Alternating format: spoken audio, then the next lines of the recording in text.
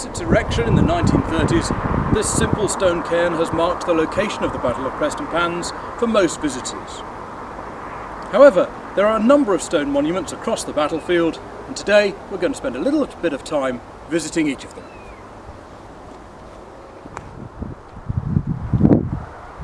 James Gardiner's impressive obelisk here at Bankton is not only the biggest and most spectacular of the monuments on the battlefield, it's also the oldest, having been put here in 1853. But it wasn't just positioned so that it could be seen from Colonel Gardiner's former home at Bankton. It was also positioned here so that from this mound it could be seen by every traveller along the new railway line as they pass through Prestonpans and on to Edinburgh Waverley. As such, it's as much a monument to Walter Scott, Waverley and Victorian tourism as it is to the great Colonel himself.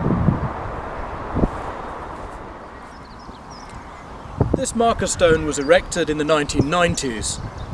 It marks the approximate location of the Hawthorn Tree under which Colonel Gardiner was found mortally wounded in the aftermath of the battle.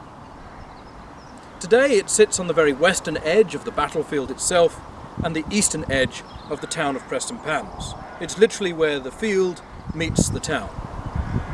Here in this children's play park, it's difficult to imagine the scenes that must have taken place around us here on the morning of the 21st of September as Colonel James Gardiner made his gallant last stand with just a handful of foot soldiers around him in the bloody and desperate climax of the Battle of Prestonpans.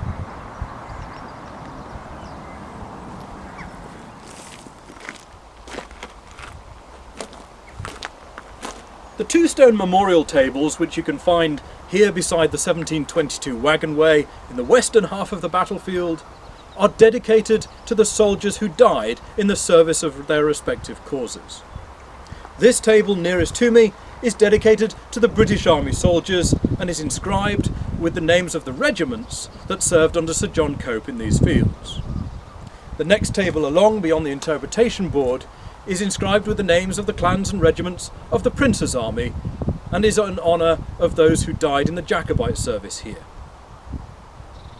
Together, these two tables create a space for us to remember the perhaps as many as 500 men who lost their lives on that bloody morning on the 21st of September 1745, the vast majority of whom still lie in the field beyond me here.